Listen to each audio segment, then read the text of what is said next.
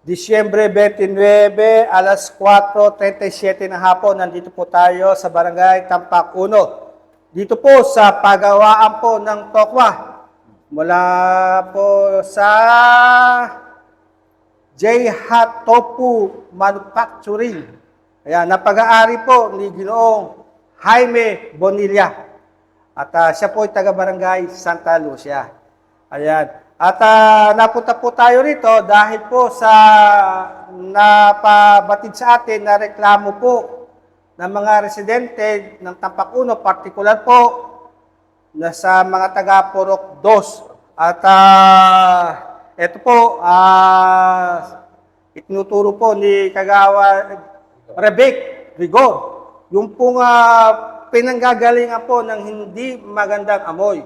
Yung pong Poso Negro na binubuksan para sipsipan na ng deposito. Ayan. At yung amoy po mula po sa loob ng Poso Negro ay lumalabas at hihipan papunta doon sa Purok 2. Ayan. At ating pong makakapanayam na si Kuya Jaime. Magandang hapon. Magandang hapon po. Kuya Jaime, kailan po kayo nagtayo ng pagawaan ng tokwa dito sa ating barangay? December 13 po, mahigit isang taon na rin, yung December 13. Opo. Ngayon po, yung mabaho na yan po, humingi naman po kami ng dispensa sa mga barangay Tampakuno, mga opisyal po. Pang isang linggo na po para may ayos po namin yung mga problema, kung ano yung mga problema pong bumabangon na sa mga tao na naamoy po nila na hindi naman po para sa nakakasama sa mga kalusugan.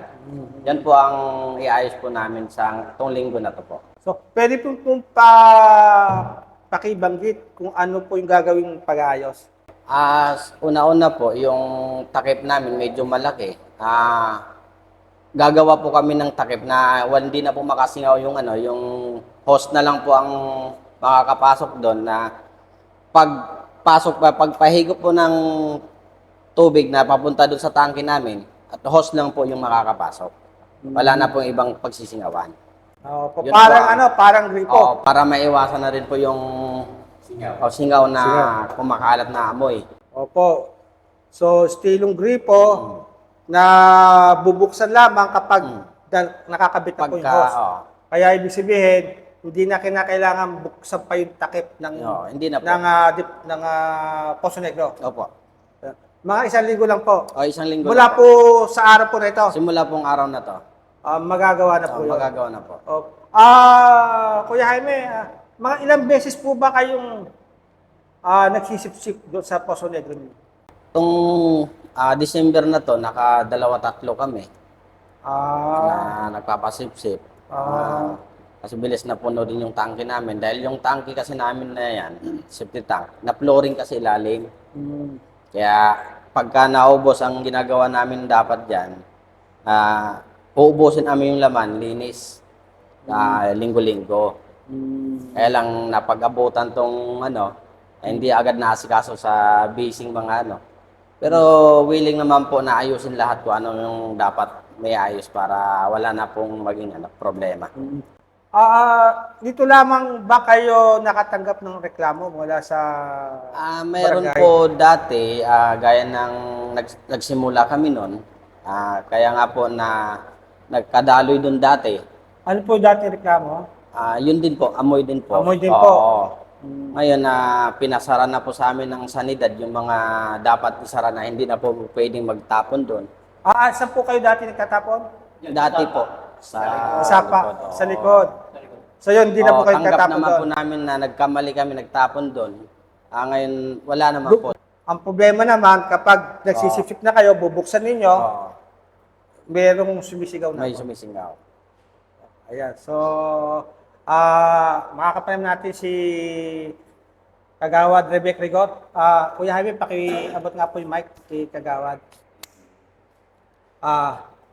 Kagawad, narinig po natin si Kuya Jaime sa kanyang paumanhin at sa kanyang plano na sa loob ng isang linggo, yung magsisipsip po ng deposito doon sa Poso Negro ay hindi na magagawang umamoy pa at umabot sa Purok 2 dahil cost na lamang. Opo. Yung ikakabit sa parang pinakagripo, wala nang bubuksang takip. Opo, muli po magandang hapon po sa ating lahat. Kay Bossing, sa inyo po, sir. Opo, yun nga po, yung lagi pong nireklamo ng kabarangay po namin sa Purok Dos po, lalo na po sa yung amoy po. Kahapon po kasi nagpunta po kami dito ng mga opisyal, kasama po namin si Kapitan. Na yun nga po, yung amoy po na nabanggit ko, ang sabi naman ni Sir, susolusyonan naman po. Yeah. Yung pong sabi namin, yung ang safety tank lang po naman kasi ang problema doon. Opo. Yung pong pinakita ko sa inyo, Sir, na 2 butas na mabaho talaga.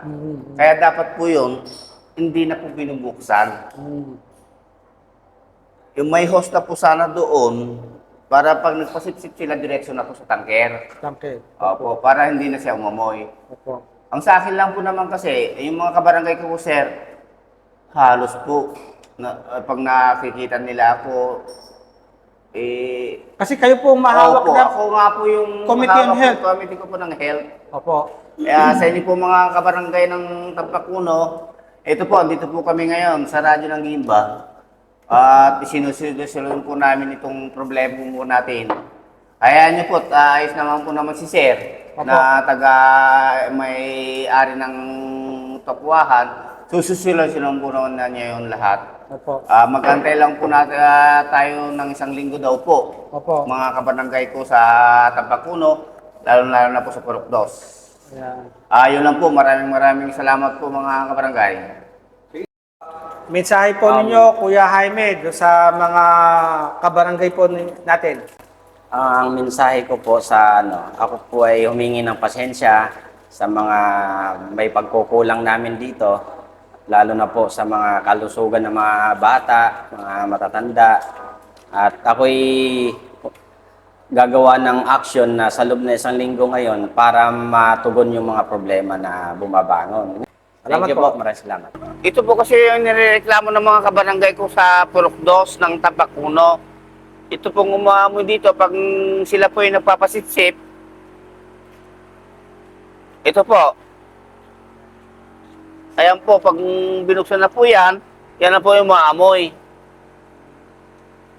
2 po yan. Ito po yung isa.